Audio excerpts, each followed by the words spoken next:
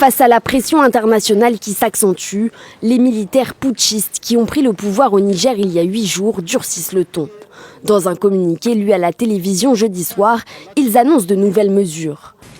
Face à l'attitude désinvolte et à la réaction de la France relativement à la situation interne qui prévaut dans notre pays, le Conseil national pour la sauvegarde de la patrie décide de dénoncer les accords de coopération dans le domaine de la sécurité et de la défense avec cet État. Sont ainsi dénoncés 5 accords de coopération militaire avec Paris qui comptent 1500 soldats déployés au Niger. Les militaires annoncent aussi le limogeage des ambassadeurs du Niger en France, aux États-Unis, au Nigeria et au Togo et promettent une riposte immédiate à toute agression du pays par la CEDEAO, à 3 jours de l'ultimatum fixé par l'organisation régionale pour rétablir le président Bazoum dans ses fonctions.